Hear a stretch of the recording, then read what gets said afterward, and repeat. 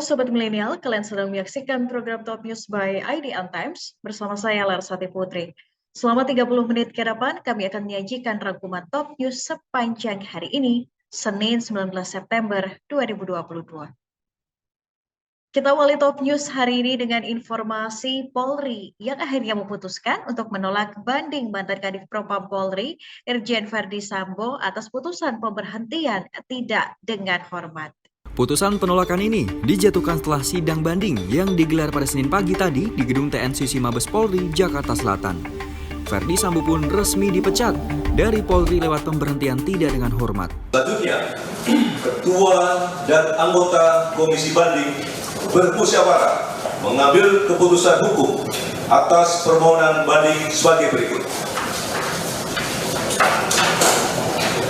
Memutuskan permohonan banding dari saudara pemohon banding nama Verdi Sambo SIK MH, pangkat NRP Irjen Pol NRP 73020260, jabatan Pakti Kesatuan Yanma Polri.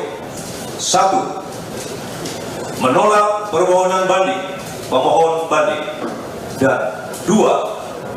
Menguatkan putusan sidang Komisi Kode Etik Polri nomor PUT _74 _8 Romawi _2022 tanggal 26 Agustus 2022 atas nama pelanggar Irjen Pol Verdi Sambo SIK MH NRP 73020260, jabatan Pakti Yanma Polri. Yang selanjutnya, Komisi Banding menjatuhkan sanksi etika berupa perilaku pelanggar dinyatakan sebagai perbuatan tercela dan sanksi administratif berupa PT/DH sebagai anggota Polri. Sidang banding ini pun dipastikan menjadi upaya hukum paling terakhir untuk Verdi Sambo. Putusan ini pun sifatnya final dan mengikat. Tidak ada lagi upaya hukum yang bisa dilakukan oleh Sambo. Sidang banding pun dipimpin oleh Jenderal Bintang 3 atau Komisaris Jenderal. Sedangkan wakil ketua dan anggota sidang banding ada 4 pejabat Polri Bintang 2 atau Inspektur Jenderal. Verdi Sambo pun tidak menghadiri sidang karena mekanismenya sesuai pasal 79 Peraturan Polisi 7 tahun 2022 menyatakan Komisi Kode Etik Polri Banding hanya memeriksa dan meneliti berkas banding, meliputi pemeriksaan pendahuluan, persangkaan dan penuntutan, nota pembelaan, putusan sidang KKEP hingga memori banding. Usai sidang banding pada hari ini, Komisi Kode Etik Polri akan menyelesaikan administrasi dalam waktu 5 hari kerja. Setelah banding pemberhentian tidak dengan hormatnya ditolak oleh Komisi Kode Etik Polri, Verdi Sambo akan menempuh jalur hukum. Laga ini akan tetap ditempuh melalui pengacaranya Arman Hanis, meskipun putusan banding bersifat final dan juga mengikat. Masih terkait kasus pembunuhan berencana Brigadir J, Indonesia Police Watch mengungkap fakta jika pengantaran jenazah Brigadir J dari Jakarta ke Jambi menggunakan pesawat private jet oleh mantan Karo Paminal Brigjen Pol Hendra Kurniawan. IPW menduga ada 2 orang penyedia private jet ini. Mereka adalah Bong alias Robert Prianto, Bino Susatyo, dan juga Yoga Susilo. Lantaran adanya temuan ini, IPW pun meminta tim Sus Polri untuk mengusut keterlibatan 2 orang tersebut. Sebelumnya, nama Robert Prianto, Bino Susatyo bersama Yoga Susilo pun muncul dalam kasus Sambo dan Konsorsium 303. Ini pun sekaligus membongkar peranan mereka berdua, menyusul terungkap pemakaian private jet oleh Brigjen Pol Hendra Kurniawan dalam kaitan temuan uang 155 triliun rupiah oleh PPTK dari judi online. Ketua Indonesia Police Watch Sugeng Teguh Santoso menduga Brigjen Hendra diperintah atasannya yaitu Verdi Sambo pada 11 Juli 2022 untuk ke Jambi menemui keluarga Brigadir Yosua untuk memberikan penjelasan atas kematian ajudannya tersebut. Brigjen Pol Hendra pun bersama Kombes Pol Agus Nurpatria dan beberapa orang lainnya menggunakan private jet yang menurut pengacara Kamarudin Simanjuntak sebagai milik seorang mafia berinisial Bong. Nama Bong dalam catatan IPW adalah Ketua Konsorsium Judi Online Indonesia yang bermarkas di Jalan Gunawarman, Jakarta Selatan, yang berjarak 200 meter dari Mabes Polri. Kita beralih ke Jawa Tengah, Sobat Milenial. Kecelakaan beruntun yang melibatkan 13 kendaraan bermotor terjadi di kilometer 253 ruas tol Pejagan Pemalang, Brebes pada hari Minggu ini. Kecelakaan yang menewaskan satu orang ini dipicu oleh kepulan asap di pinggir tol Pejagan Pemalang. Pada Minggu sore kemarin, sebanyak 13 mobil terlibat dalam kecelakaan beruntun di kilometer 253 ruas tol Pejagan Pemalang, Brebes, Jawa Tengah. Dalam kecelakaan beruntun ini, satu orang meninggal dunia. Kecelakaan ini dipicu oleh kepulan asap tebal akibat dari pembakaran ilalang di pinggiran tol Pejagan Pemalang. Kendaraan-kendaraan yang terlibat dalam kecelakaan ini adalah kendaraan yang berasal dari arah barat menuju ke timur. Berawal dari mobil Toyota Fortuner yang melewati titik kilometer 253 terhalang oleh asap lalu menghentikan kendaraannya secara mendadak. Lalu, dari belakang ditabrak dan terjadilah kecelakaan mobil beruntun. Kala itu, kecepatan mobil yang saling bertabrakan mencapai 70 hingga 80 km per jam. Petugas gabungan dari kepolisian dan pengelola jalan tol terlihat mengevakuasi korban jiwa dan kendaraan yang terlibat dalam kecelakaan beruntun tersebut. Kini, aparat Polres Brebes telah meminta bantuan ke Brapus Lab 4 Polri untuk ikut menyelidiki pemicu munculnya kepulan asap di pinggiran tol Pejagan Pemalang pada hari Minggu kemarin sore. Kepulan asap tersebut diketahui menjadi pemicu tabrakan beruntun yang terjadi di ruas kilometer 253 tol Pejagan. Sementara itu, Presiden Joko Widodo memerintahkan Menteri Pertanian Syahrul Yassin Limpo untuk terus melakukan penanaman komoditas pertanian seperti jagung, kedelai, cabai, hingga bawang merah guna menjaga neraca produktivitas pangan di dalam negeri. Dalam rapat terbatas di kantor kepresidenan pada siang tadi, Jokowi membahas terkait ketersediaan komoditas pangan. Lantas, seperti apa neraca produktivitas produk pertanian ini? Selengkapnya kita simak pernyataan dari Menteri Pertanian Syahrul Yassin Limpo dalam video berikut ini. Maksud dari dua rapat ini adalah menjadikan penegasan Bapak Presiden untuk mengecek seperti apa neraca produktivitas yang ada. Dan neraca produktivitas yang ada baik kedelai maupun cabai dan bawang merah secara umum seperti apa yang kami sampaikan, laporkan pada Bapak Presiden dan oleh Pak Menko Perekonomian dari data kita dan faktualisasi lapangan sampai 2022 akhir Desember ini, insya Allah semua neraca produktivitas kita dan ketersediaan kita adalah cukup. Dan tentu saja neraca yang berkait dengan bawang dan kedelai adalah neraca yang juga masih menggunakan data importasi yang ada. Oleh karena itu, Bapak Presiden memutuskan tadi neraca ini betul-betul dijaga. Bahkan saya diperintahkan untuk terus melakukan penanaman tambahan, baik jagung, kedelai, cabai maupun bawang. Dan kemudian menjadi kesimpulan yang ada adalah mengharapkan BUMN dapat membeli semua produktivitas yang ada, sehingga negara betul-betul bisa menjamin tidak membiarkan begitu saja. Yang kedua, sistem logistik dan transportasi yang terus di-exercise sehingga stabilisasi harganya juga bisa dikendalikan dengan semaksimal mungkin oleh pemerintah. Artinya kita berharap produktivitasnya cukup, tetapi harganya pun dapat tetap dijaga untuk bisa dikendalikan dengan baik.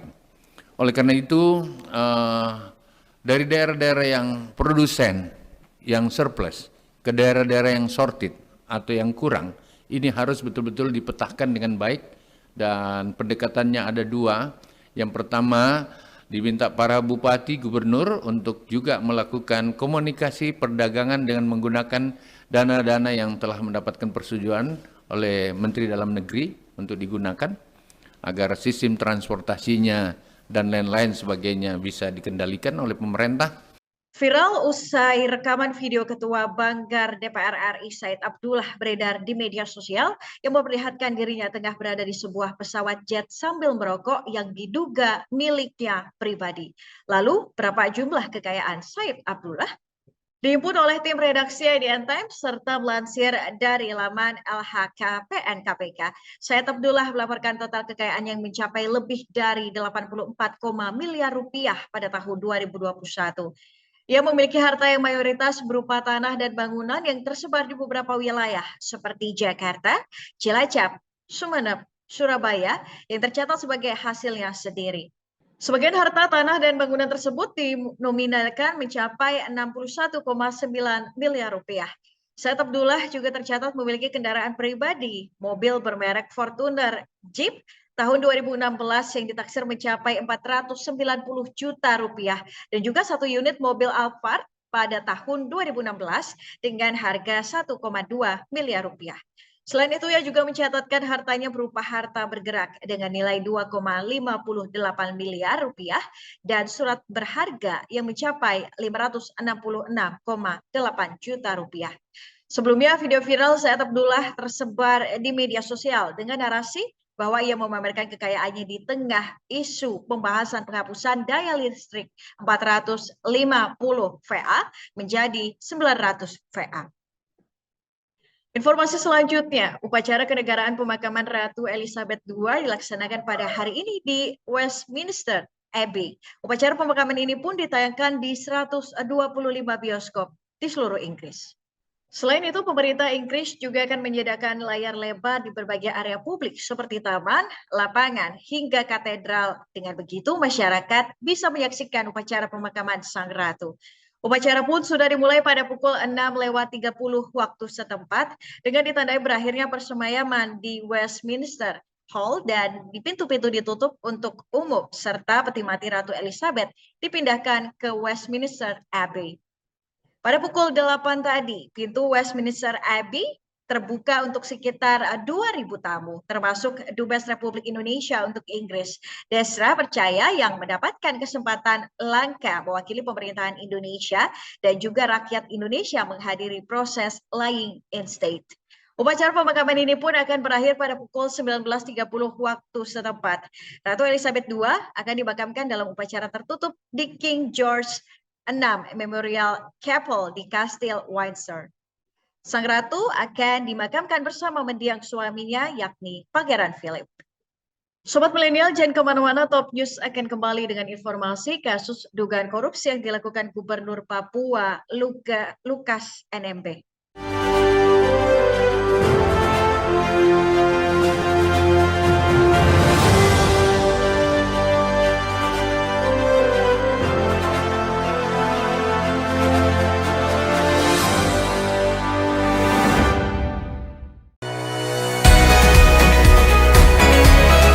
IDN Programmatic OOH is the first internet and GPS-connected out-of-home media platform.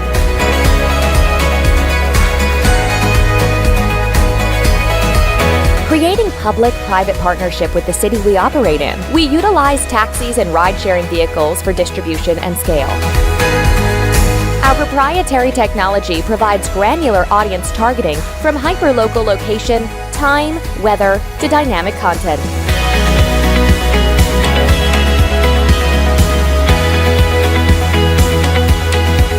We bridge your digital life to real life.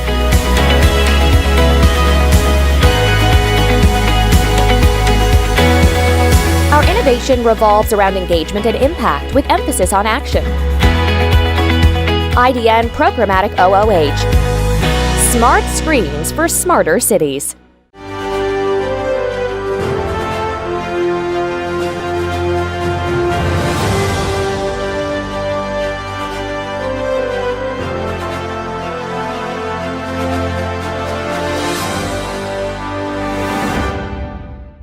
KPK kembali menegaskan bahwa pihaknya telah memiliki bukti yang cukup dalam untuk menetapkan Gubernur Papua Lukas NMB sebagai tersangka dugaan korupsi. Juru bicara KPK Ali Fikri menyampaikan bahwa kini KPK telah memiliki alat bukti yang cukup baik yang diperoleh dari keterangan saksi, yakni terdakwa, surat ataupun petunjuk lainnya sesuai ketentuan hukum pidana. KPK sebelumnya telah memanggil Lukas NMB untuk menjalani pemeriksaan pada Senin minggu lalu di Makobrimob. Namun dirinya tidak datang dan diwakilkan oleh kuasa hukumnya. KPK meminta agar Lukas NMB dan sejumlah pihak lainnya yang nantinya dipanggil untuk dapat bersikap kooperatif sehingga proses penanganan perkara bisa berjalan dengan baik. Sebelumnya KPK telah menetapkan Lukas NMB sebagai tersangka dugaan suap dan gratifikasi. Namun hingga kini Ketua DPD Partai Demokrat Papua belum dilakukan penahanan. Menteri Koordinator Bidang Politik, Hukum, dan Keamanan Mahfud MD pada siang tadi memberikan keterangan pers terkait kasus dugaan korupsi yang menjerat Gubernur Papua Lukas NMB. Dalam hal tersebut, ia menegaskan kasus ini bukanlah rekayasa politik. Bahkan saat ini situasi di Papua mulai memanas. Untuk melihat lebih jauh seperti apa, berikut kita simak informasi selengkapnya yang disampaikan oleh Menko Polhukam Mahfud MD. Di Papua sekarang situasi agak memanas karena diberitakan akan ada demo besar-besaran besok, tanggal 20 September tahun 2022. Latar belakangnya karena Lukas NMB sebagai gubernur itu telah ditetapkan sebagai tersangka oleh KPK beberapa waktu yang lalu dan sekarang merasa terkurung di rumahnya, di rumah gubernur. Maka ingin saya sampaikan hal-hal sebagai berikut. 1. Kasus Lukas NMB bukan rekayasa politik. Tidak ada kaitannya dengan parpol atau pejabat tertentu, melainkan merupakan temuan dan fakta hukum. Dan ingin saya sampaikan bahwa dugaan korupsi yang dijatuhkan kepada Lukas NMB yang kemudian menjadi tersangka, bukan hanya terduga, bukan hanya gratifikasi 1 miliar. Nih catatannya, ada laporan dari PPATK tentang dugaan korupsi atau ketidakwajaran dari penyimpanan dan pengelolaan uang yang jumlahnya ratusan miliar dalam 12 hasil analisis yang disampaikan ke KPK. Yang kedua, saat ini saja ada blokir rekening atas rekening Lukas NMB per hari itu sebesar 71 miliar yang sudah diblokir, jadi bukan 1 miliar. Yang ketiga, ada kasus-kasus lain yang sedang didalami tetapi terkait dengan kasus ini, misalnya ratusan miliar dana operasional pimpinan, dana pengelolaan PON, kemudian juga adanya manajer pencucian uang yang dilakukan atau dimiliki oleh Lukas NMB. Selanjutnya, BPK selama ini tidak berhasil melakukan pemeriksaan karena selalu tidak bisa diperiksa. Sehingga BPK lebih banyak disclaimer atas kasus keuangan di Papua tersebut. Oleh sebab itu lalu bukti-bukti hukum mencari jalannya sendiri dan ditemukanlah kasus-kasus tersebut. Kemudian, saudara, oleh sebab itu sebuah artikel yang beredar yang mengatasnamakan pendeta atau gembala Dr. A.G. Sokrates Yoman yang menyebut bahwa Lukas pada bulan Maret tahun 2019 ke Jakarta untuk berobat dan tinggal di Jakarta karena ada COVID. ada lockdown, sehingga pada bulan Mei 2019 dia meminta Tono untuk transfer uang 1 miliar melalui BCA. Itu sangat tidak logis, karena COVID-19 itu terjadi pada tahun 2020. Bagaimana dia sudah lockdown dan mengirim uang ke lockdown COVID tahun 2019. Gitu. Sehingga itu sangat menyesatkan publik.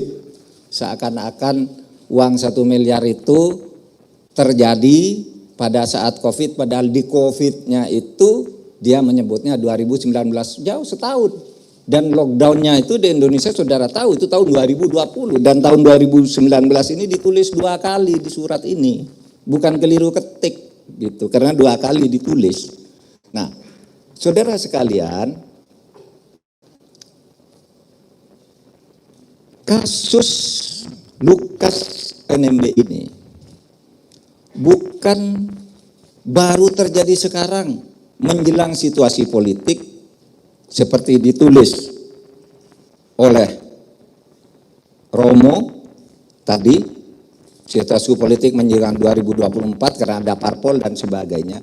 Karena saya persilahkan saudara membuka berita, membuka situs tanggal 19 Mei tahun 2020. 19 Mei tahun 2020 saya selaku Menko Polhukam sudah mengumumkan adanya 10 korupsi besar. 10 korupsi besar di Papua, dan ini masuk di dalamnya. Itu bukan sekarang, itu tahun 2020. Saya sudah umumkan dan saudara semua wartawan sudah menulis. Gitu. Nah, oleh sebab itu juga saya mencatat setiap tokoh Papua datang ke sini, apakah tokoh pemuda, apakah tokoh agama, tokoh adat, itu datang ke sini selalu nanya, kenapa kok didiamkan? Kapan pemerintah bertindak atas korupsi itu? Kok sudah mengeluarkan daftar 10? Kok tidak ditindak? Gitu. Nah, saudara sekalian, oleh sebab itu kepada saudara Lukas NMB, menurut saya, ya kalau dipanggil KPK datang saja. Jika tidak cukup bukti, kami ini semua yang ada di sini menjamin dilepas. Nggak akan dihentikan itu. Tetapi kalau cukup bukti ya harus bertanggung jawab, karena kita sudah bersepakat membangun Papua yang bersih dan damai sebagai bagian dari program pembangunan Negara Kesatuan Republik Indonesia. Sobat Milenial, jangan kemana-mana, Top News akan kembali dengan informasi Timnas Indonesia U20 yang berhasil meraih tiket putaran final Piala Asia U20 2023.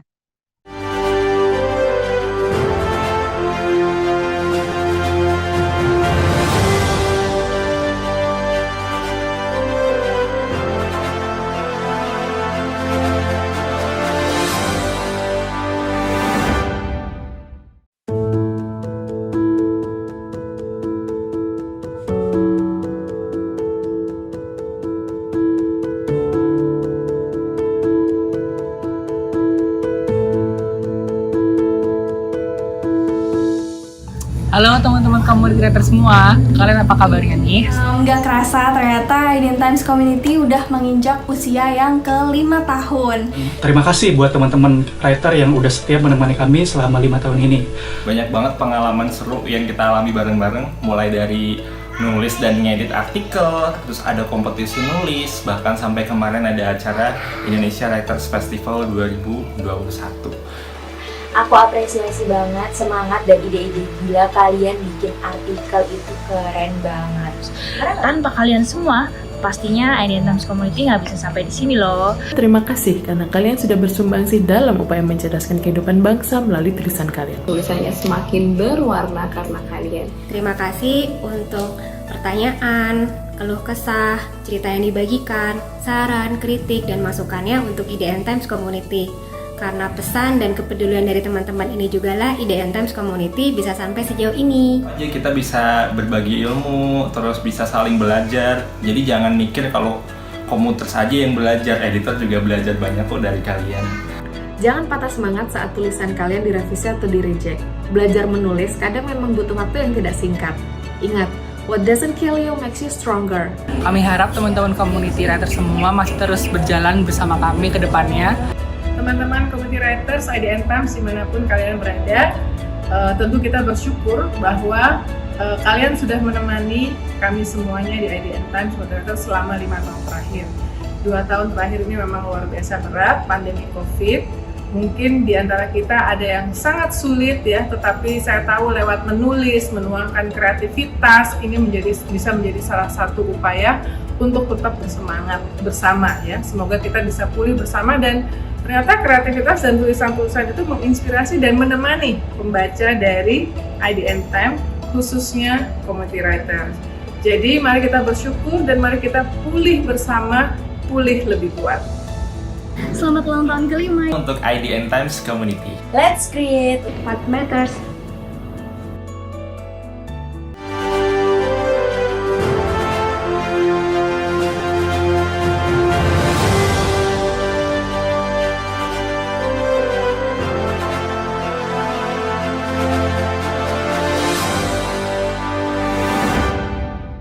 Masih bersama Top News, Sobat Milenial. Bagi Sobat Milenial di daerah istimewa Yogyakarta, pasar malam Sekaten pastinya menjadi hiburan tersendiri. Meskipun 3 tahun terakhir, pasar malam Sekaten ini sempat ditiadakan. Namun pada tahun ini, kerinduan semua orang bisa terobati kerinduannya dengan adanya Pasar Rakyat Jogja Gumregah. Lantas seperti apa kemeriahan pasar malam ini? Berikut kita simak informasi selengkapnya. Meski sempat ditiadakan selama 3 tahun, pasar malam Sekaten yang biasanya digelar di area alun-alun utara kini hadir kembali untuk mengobati kerinduan masyarakat Jogja. Walaupun digelar di lahan bekas kampus Stickers, namun pasar malam ini akan tetap meriah dengan mengusung nama Pasar Rakyat Jogja Gumregah. Resmi dibuka pada Minggu kemarin oleh anggota DPD RI GKR Hemas, pasar ini pun menjadi obat rindu sekaligus penggerak ekonomi rakyat. Pasar Rakyat Jogja Gumregah sendiri menghadirkan berbagai wahana permainan dan bermacam kuliner hingga menjual pakaian thrifting. Nantinya, acara ini akan berlangsung selama 1 bulan ke depan dengan dimeriahkan oleh 250 stand dan 100 kelompok kesenian yang akan mengisi panggung rakyat. Sedangkan untuk menikmati suasana Pasar Rakyat Jogja Gumregah, pengunjung hanya perlu membayar biaya parkir, sedangkan untuk tarif setiap wahana dipatok sekitar kurang lebih Rp15.000. Jadi gimana? Sobat milenial tertarik untuk mengunjungi Pasar Rakyat Jogja Gumregah? Kita beralih ke berita olahraga. Skuad Timnas U20 Indonesia berhasil meraih kemenangan setelah menumbangkan Vietnam dengan hasil 3-2. Hal ini memastikan tiket menuju Piala Asia U20 2023 mendatang. Bersua menghadapi Timnas Vietnam di Stadion Gelora Bung Tomo pada Minggu malam, skuad asuhan Shin Tae-yong berhasil merebut tiket kemenangan menuju Piala Asia U20 2023 yang akan berlangsung di Uzbekistan. Tampil menyerang sejak awal, Timnas U20 Indonesia langsung memberikan tekanan yang ketat bagi pertahanan Vietnam. Tidak tinggal diam, Timnas Vietnam membalas dengan permainan yang keras selama babak pertama hingga membuat skor bertahan kacamata hingga turun minum. Memasuki babak kedua, Shin Tae-yong memasukkan Marcelino untuk menambah daya gedor permainan. Tak sia-sia, pada menit ke-60 ia mampu membuka kebuntuan bagi skuad Garuda yang berubah skor menjadi 1-0. Unggul 1 angka, Vietnam terus mengejar pola permainan Indonesia hingga pada menit ke-66 mampu menyamakan keadaan 1-1. Kedudukan yang seimbang membuat permainan intensitas kedua tim meninggi, bahkan Indonesia sempat tertinggal pada menit 79, menjadikan skor berubah 2-1. Namun berawal dari umpan sepak pojok Zanadin Faris pada menit ke-81, Ferrari berhasil menyamakan kedudukan bagi Indonesia menjadi 2-2 melalui sundulannya. Pada menit ke-85, Timnas Indonesia berhasil menambah 1 angka menjadi 3-2 melalui tendangan Rabbani Tasnim pada area kotak penalti. Hingga peluit panjang ditiupkan, keunggulan dipegang oleh Timnas Indonesia. Hal ini memastikan skuad Garuda menuju putaran final Piala Asia U20 2023. Informasi tadi menutup perjumpaan kita hari ini, Sobat Milenial. Terima kasih sudah menyaksikan Top News. Ikuti terus perkembangan berita-berita terbaru hanya di IDN Times. Saksikan terus Top News by IDN Times setiap Senin hingga Jumat pukul 18.30 waktu Indonesia Barat. Dan jangan lupa untuk download IDN App. Selarsati Putri bersama tim yang bertugas mengucapkan terima kasih. Terus patuhi protokol kesehatan dan sampai jumpa.